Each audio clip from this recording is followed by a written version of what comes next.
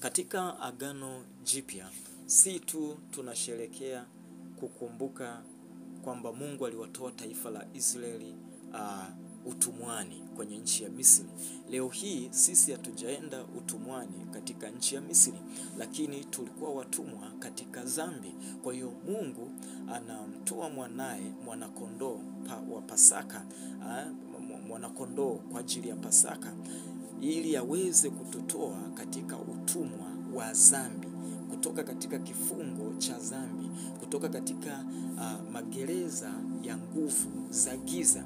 Kwa hiyo wakati Agano la Kale walikuwa wakisherekea Pasaka kama kumbukizi ya kile ambacho Mungu alikifanya kuwatoa katika utumwa kwenye taifa la Misri. Agano Jipya tunasherekea Pasaka kama kumbukizi ya kile mwanakondoo wa Bwana Yesu Kristo. Pasaka hii ya Bwana ambaye alichinjwa, akafa msalabani kwa ajili ya kuwatoa watu katika vifungo vya nguvu za giza, utawala wa dhambi, na kuwaleta katika uhuru wa ufalme wa kwake. Kwa hiyo hii ndiyo mantiki nzima ya Pasaka leo hii, hasa tunaizungumzia Agano Jipya. Kitabu cha Wakorintho wa kwanza sura ya 5 mstari wa 7 anasema, basi jisafisheni mkatoe ile chachu ya kale mpate kuwa donge jipya, kama vile mlivyo hamkutiwa chachu, kwa maana Pasaka wetu amekwisha kutolewa kuwa sadaka, yaani Kristo. Basi jisafisheni mkatoe ile chachu ya kale mpate kuwa donge jipya, kama vile mlivyo hamkutiwa chachu, kwa maana Pasaka wetu amekwisha kutolewa kuwa sadaka, yaani Kristo. Huyo ni Paulo anazungumza na kanisa la Korinto. Anasema Pasaka wetu ambaye ni Yesu amekwisha kutolewa kwa ajili yetu, na kwa sababu tumemwamini yeye, sisi tumeondolewa katika ufalme wa giza. Kwa hiyo hatuna budi kukaa katika hali ya usafi. Hatupaswi kuendelea kuishi katika uchafu, hatupaswi kuendelea kuishi katika dhambi, tunapaswa tuishi katika haki. Kwa hiyo kama leo tunasherehekea Pasaka, tunapaswa tusherehekee Pasaka katika hali ya utakatifu. Kwa nini? Kwa sababu tayari Yesu amekufa msalabani kwa ajili yetu, na ametuhamisha kutoka katika ufalme wa giza kutuingiza katika ufalme wa kwake kwa imani. Kwa hiyo hatuna budi kuishi maisha safi, maisha ya utakatifu. Kitabu kile cha Luka sura ya 22 mstari wa 7 kinazungumzia vizuri ya kwamba Yesu amekuja na ni mwanakondoo wa Bwana aliyekuja kuchukua dhambi zetu. Tusome Luka sura ya 22 mstari wa 7, anasema, ikafika siku ya mikate isiyotiwa chachu, ambayo ilipasa kuchinja Pasaka. Ilikuwa ni siku ambayo taifa la Israeli wanasherehekea siku ya Pasaka. Kwa hiyo watu walikuwa wanachinja kwa ajili ya Pasaka. Ikafika siku ya mikate isiyotiwa chachu, siku ya sherehe ya Pasaka hiyo, kukumbuka kile ambacho Mungu alikifanya na taifa la Israeli alipokuwa akiwatoa katika nchi ya Misri. Kwa hiyo walikuwa wanafanya kumbukizi ya Pasaka, na ni wakati ambao umefika, na Yesu ni miongoni mwa watu wanaosherehekea kumbukizi hii. Ikafika siku ya mikate isiyotiwa chachu, ambayo ilipasa kuchinja Pasaka. Kwa hiyo kila mtu, ilikuwa ni lazima, kila familia kuchinja Pasaka kama sehemu ya maadhimisho ya kile ambacho Bwana alikifanya, kwamba alileta ukombozi kwenye taifa la Israeli kutoka Misri kwa njia ya kuchinja Pasaka, kwa maana ya kondoo ama mwanambuzi wa Pasaka kwa ajili ya ukombozi. Kwa hiyo Yesu sasa ni huyu mwana kondoo wa Pasaka ambaye anakuja kuchinjwa, ama alikuja kuchinjwa kwa ajili ya ukombozi wa huyu mwanadamu kutoka katika dhambi. Mathayo sura ya 26 mstari 28, Yesu anasema, kwa maana hii ndiyo damu yangu ya agano imwagikayo kwa ajili ya wengi kwa ondoleo la dhambi.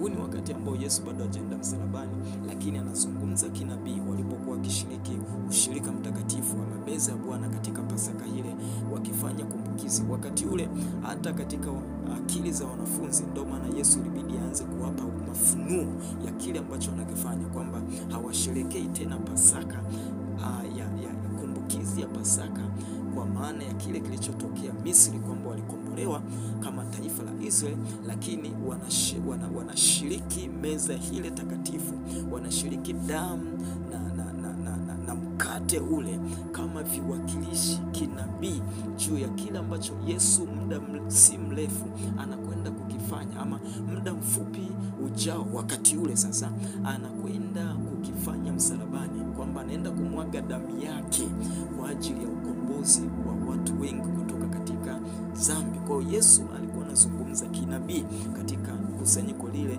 wakati wanafanya kumbukizi ya Pasaka katika muktadha wa Agano la Kale. Lakini Yesu anawapa mchongeo mpya ama namna mpya ya kusherehekea Pasaka ya ukombozi wa mwanadamu kutoka katika dhambi. Wakati ule walikombolewa kutoka katika utumwa, kutoka Misri kwenye utumwa, lakini bado nafsi zao zilikuwa zikienenda katika dhambi.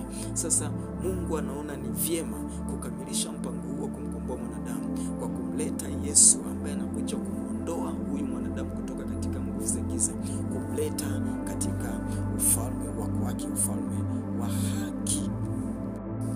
Kwa hiyo nini ilikuwa ni sababu ya Pasaka katika Agano Jipya? Tumeona Pasaka katika Agano Jipya inarejelea ukombozi wa mwanadamu kutoka katika ufalme wa giza, kutoka katika dhambi. Sasa ni kwa nini tupate mwanga zaidi wa nini maana ya Pasaka Agano Jipya kwa kuangalia sababu za Pasaka Agano Jipya. Kitabu cha Luka sura ya 4 mstari 18 mpaka 19, Yesu mwenyewe anazungumza akirejea maneno ya kinabii ya nabii Isaya.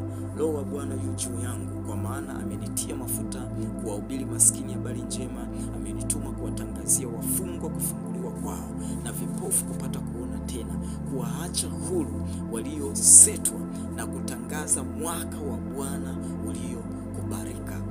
Roho wa Bwana yu juu yangu, kwa maana amenitia mafuta kuwahubiri maskini habari njema, amenituma kuwatangazia wafungwa kufunguliwa kwao, na vipofu kupata kuona tena, kuwaacha huru waliosetwa, na kutangaza mwaka wa Bwana uliokubalika. Haya ni maneno ya Yesu, ijapokuwa alikuwa akirejelea unabii wa Isaya katika kitabu cha Isaya. Sasa Yesu anazungumza, baadaye anasema maneno haya yametimia. Kwa hiyo hapa katika Luka sura ya 4:18-19 inatupa reason ama inatupa sababu ya nini, kwa nini Pasaka ilikuwepo, ama kwa nini Pasaka inafanyika katika Agano hili Jipya. Namba moja, Pasaka katika Agano Jipya kwa mujibu wa andiko hili ilikuwa ni kuweza kuwafungua watu, kuwakomboa watu katika vifungo vya dhambi, kuwakomboa watu katika vifungo vya dhambi. Mathayo sura ya 26 mstari wa 20. Roho ya Bwana katika Luka 18:19 tumeona anasema, Roho wa Bwana yu juu yangu, kwa maana amenitia mafuta ili niwahubiri maskini habari njema, amenituma kuwatangazia wafungwa kufunguliwa kwao. Wafungwa kufunguliwa kwao. Wafungwa, haijalishi ni vifungo vya namna gani, vifungo vya magonjwa, Yesu alikuja kwa ajili ya kufungua wale walio katika vifungo vya magonjwa, kuwaweka huru, kufungua walio katika vifungo vya dhambi. Hajamwamini Kristo, naishi katika dhambi, amekuja kwa ajili ya kukomboa kutoka katika ufalme wa dhambi, kutoka katika ufalme wa giza. Anasema na vipofu wapate kuona tena. Amekuja kuleta nuru, kututoa katika giza, kuwaacha huru waliosetwa na mamlaka za giza, kutangaza mwaka wa Bwana uliokubalika. Kwa hiyo Yesu anakuja kwa ajili ya kuwatoa watu katika vifungo vya dhambi, kuwatoa watu katika vifungo vya magonjwa, kuwatoa watu katika matendo yaliyokufa. Wale kuna ile katika wakati ule hata Wayahudi walikuwa wakifanya hiyo, wakuu wa dini, watu wanamtumikia, wanasema wanamtumikia Mungu, wanasema wanampenda Mungu, wanafanya matendo mema, lakini mioyo yao haiko kwa Mungu, haimwelekei Mungu. Kwa hiyo ili Mungu aweze kushughulika na swala hilo la watu kutenda matendo mema wakati mioyo yao haimwelekei yeye, Yesu anakuja kwa ajili ya kuweza kuleta ukombozi kwenye eneo hilo na kuwapa nafasi ya kuweza kuwa watendaji wa matendo mema katika Bwana na kugeuza matendo yaliyokufa kwa matendo haya, lakini pia kuwafungua katika utawala wa nguvu za giza, majeshi ya pepo wabaya na kila mamlaka ya adui, na vile vile kuwapatanisha mwanadamu na Mungu, ama kumpatanisha mwanadamu na Mungu kupitia utakaso kwa njia ya damu, na kurejesha ile mamlaka iliyokuwa imepotea wakati wa mwanadamu wa kwanza ambaye ni Adamu. Kwa hiyo hii ndio sababu kwa nini Pasaka inatolewa Agano Jipya. Mwanakondoo wa Pasaka anatolewa ambaye ni Yesu kwa ajili ya kuleta ukombozi kutoka kwenye ufalme wa giza na kuja kwenye ufalme wa haki ya Mungu. Kwa hiyo Agano Jipya, Pasaka ilianzia wapi? Ilianzia katika kifo cha Yesu katika msalaba, na kufufuka kwake kulithibitisha juu ya kazi ambayo Yesu alikuja kuifanya ya kuleta ukombozi. Mpaka hapo natumaini ya kwamba kuna kitu ambacho umekielewa kuhusiana na Pasaka ambaye ni Yesu mwenyewe katika Agano Jipya. Sasa kwa nini tunasherehekea Pasaka hivi leo ama katika Agano Jipya? Kwa nini tunasherehekea Pasaka? Tumeona kwa nini Pasaka ilitolewa ama Mungu alitambulisha Pasaka Agano Jipya, au kwa nini Mungu alimtoa Yesu. Sasa tuangalie kwa nini tunasherehekea Pasaka mpaka leo. Jambo la kwanza tunaona tunasherehekea Pasaka ni kwa sababu tunakumbuka ya kwamba Yesu alikufa msalabani, na kufa kwake msalabani alichukua dhambi zetu, akatupa haki ya kwake, akatupa ondoleo la dhambi. Hii ndio kazi mojawapo ambayo Yesu alifanya msalabani. Kwa hiyo tunaposherehekea leo tunakumbuka kazi ambayo Yesu alifanya msalabani, kwamba alichukua dhambi zetu na anatupa ondoleo la dhambi. Kwa hiyo unaposherehekea Pasaka leo hii, si tu unasherehekea Pasaka kula wali na nyama, bali unahakikisha unamshukuru Bwana kwa kile alichokifanya, lakini pia unatengeneza njia zako na Bwana, kwa maana Yesu, ninajua kwamba miaka 2000 iliyopita ulikufa ili mimi niweze kupata ondoleo la dhambi. Ninaomba unisamehe dhambi zangu, nisamehe makosa yangu, naomba rehema za kwako unitengeneze. Kama nimekukosea kwa kujua, kwa kutokujua, kwa namna yote, ninaomba unisamehe, kwa sababu ulikufa msalabani kwa ajili ya kuleta msamaha kwa nafsi ya kwangu. Lakini jambo la pili, tunasherehekea Pasaka leo kwa sababu ya kukumbuka ule uhuisho ama kufunguliwa kutoka katika magonjwa. Yesu pale msalabani alikufa, akachukua magonjwa yetu na anatupa afya njema, anatupa afya njema, anatupa uzima, anatupa uponyaji. Kwa hiyo kama una magonjwa katika kipindi cha Pasaka, unamwambia Bwana, nakushukuru kwa sababu ulikufa msalabani ukabeba magonjwa yangu yote ili mimi niweze kupata afya njema. Ninaomba afya njema katika kipindi hiki. Ninaomba afya njema Bwana Yesu ambaye ulikufa kwa ajili yangu. Hii ndio maana ya kusherehekea Pasaka. Kwa hiyo uelewi namna gani utapata uponyaji juu ya ugonjwa ambao unateseka nao. Nataka nikwambie, unaposherehekea Pasaka, mwambie Bwana, si haki yangu kusherehekea Pasaka nikiwa katika ugonjwa. Angali maana ya kusherehekea Pasaka ni kukumbuka ya kwamba ulichukua magonjwa yangu ukayapeleka msalabani, ukanipa afya. Ninaomba afya njema katika mwili wangu siku leo katika jina la Yesu.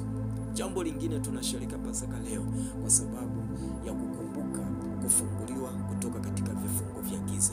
Hakuna mamlaka ya nguvu za giza inaruhusiwa kutawala maisha yako, kwa sababu Yesu alisambaratisha pale msalabani.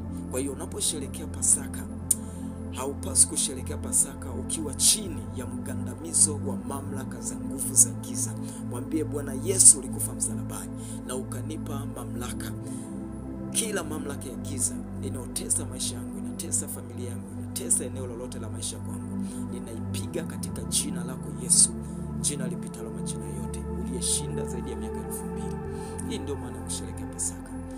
Kwa nini tunasherehekea Pasaka? Kwa sababu ya kukumbuka nguvu na mamlaka ambayo Mungu ameiachilia kwetu kupitia kifo cha Yesu Kristo. Kwa hiyo hapo ulipo, mshukuru Bwana, mwambie Bwana, ninasherehekea Pasaka, ninasherehekea ushindi ambao ulipata zaidi ya miaka 2000 iliyopita kwa ajili yangu. Mimi ni mshindi, ninaishi katika ushindi. Nina nguvu na mamlaka ya Mungu mwenyewe kupitia wewe Yesu, ambaye miaka 2000 iliyopita ulithibitisha ushindi huu. Ninakushukuru Bwana. Hapo utakuwa unasherehekea Pasaka ipasavyo. Kwa hiyo faida, wakati unaelewa kwamba kwa nini tunasherehekea Pasaka, unaanza kupata taswira na mwanga wa juu ya faida iliyopo katika Pasaka. Faida tunaipata kutokana na Pasaka Agano Jipya. Nikisema faida tunaipata kutokana na Pasaka Agano Jipya, maana yake narejelea kusema faida tunaipata kutokana na kifo cha Yesu msalabani. Kifo cha Yesu msalabani. Kwa hiyo tunaona ya kwamba inatukumbusha juu ya upendo wa Mungu mwenyewe. Tumeona inatukumbusha juu ya rehema za Mungu kupitia Yesu Kristo. Tunaona inatukumbusha kuhuisha ushirika wetu na Mungu. Unaposherehekea Pasaka unakumbuka Yesu alikufa msalabani. Hakuwa anacheka pale msalabani, hakuwa anapoteza muda, bali alikufa kwa ajili yangu. Kama alikufa kwa ajili yangu, maana yake napaswa kutengeneza ushirika wangu wa kibinafsi na huyu Mungu wangu. Kwa hiyo Pasaka ama sherehe ya Pasaka ama kumbukizi hii, tukio hili linakufanya ukumbuke kutengeneza ushirika wako na Mungu. Na hii ndio pointi ya msingi, mtu wa Mungu. Unaposherehekea Pasaka hii, hakikisha unajitathmini juu ya mwenendo wako wa ushirika wa kibinafsi na Mungu wako. Otherwise utakuwa unapoteza muda au usherehekee Pasaka kama inavyotakiwa. Wakorintho wa kwanza sura ya 5 mstari wa 8 anasema, basi tusifanye karamu si kwa chachu ya kale, wala kwa wasio chachika, ndio weupe wa moyo na kweli. Hakikisha unaposherehekea Pasaka hii unasherehekea katika utauwa, katika utakatifu wa Bwana. Lakini pia hii inatusaidia kukumbuka agano letu na Mungu wetu kupitia damu ya Yesu katika msalaba.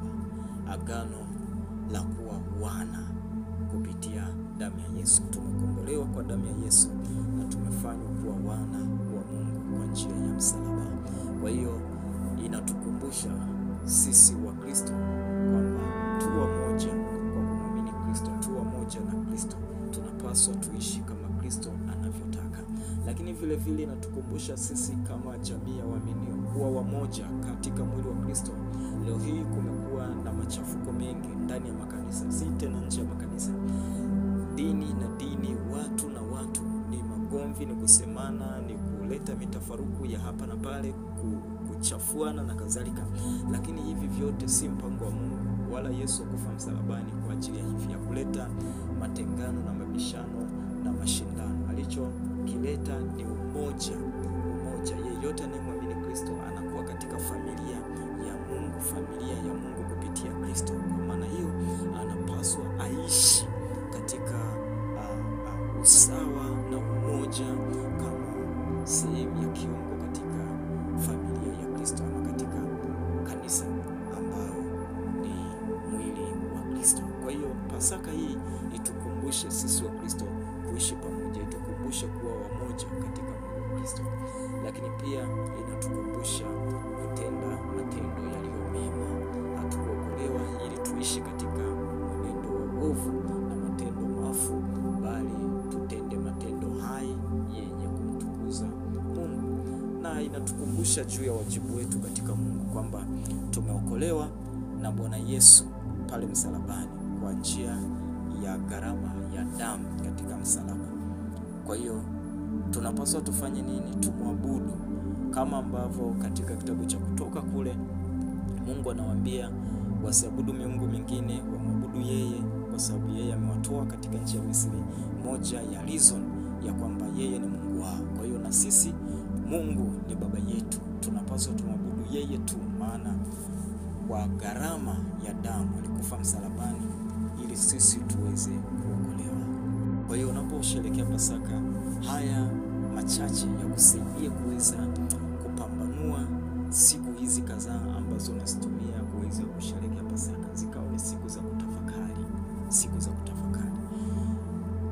nyongeza ya kile ambacho tunaweza kuwa tumejifunza katika pitio hili la Pasaka Agano la Kale na Pasaka Agano Jipya ni kile ambacho tunajifunza ama tunaweza kujifunza katika mtazamo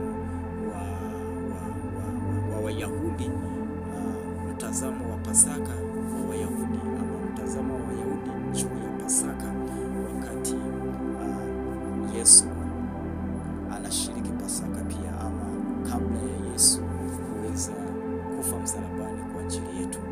Tunaona katika kitabu cha Yohana sura ya 18 mstari wa 28, hawa Wayahudi wanamchukua Yesu, wanampeleka katika sehemu ya Pilato ama ikulu ya Pilato, na wakumruhusu Yesu aweze kuingia ndani. Kwa nini?